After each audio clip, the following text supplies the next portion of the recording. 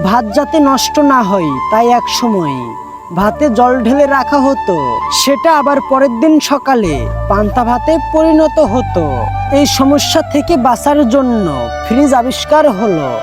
এখন মানুষ বেশি টাকা দিয়ে রেস্টুরেন্টে গিয়ে পান্তা ভাত কিনে খায়, ফেসবুকে পান্তা নিয়ে আদিক্ষেতা করে। আগেকার যুগে প্লেট ছিল না বলে মানুষ কলাপাতা কেটে ভাত খেত, এখন সবার বাড়িতেই প্লেট। কিন্তু দামি রেস্তোরাঁয় বা কখনো বাড়িতেও কলাপাতায় খাবার সুযোগ পেলে মানুষ সেটাকে লাক্সারিয়াস মনে করে। ধুতি পাঞ্জাবি কিংবা শাড়ি পরাটা একসময় চল ছিল, ঘরে বাইরে প্রতিটা জায়গায় ওগুলো ছিল স্বাভাবিক পোশাক। ওগুলো পরা ঝামেলা বলে পরবর্তীতে প্যান্ট শার্ট জনপ্রিয়তা পেল।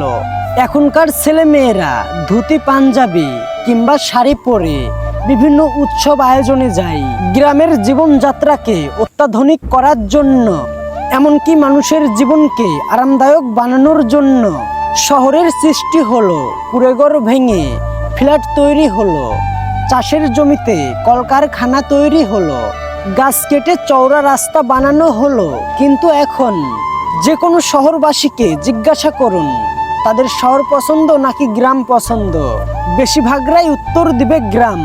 পাহাড়ে জঙ্গলে এখন মানুষ ঘুরতে যায় খরচা করে, অথচ জঙ্গল কেটে আমাদের এই বিলাসবহুল ফ্ল্যাটগুলো তৈরি হয়। কারণ আমরা জঙ্গলের পরিবর্তে নগর চেয়েছিলাম। এগুলো থেকে স্পষ্ট যে জীবন থেকে কিছু জিনিস হারিয়ে গেলে সেগুলো মূল্যবান হয়ে যায় সাথে থাকাকালীন। কেউ মূল্যই দিতে চায় না।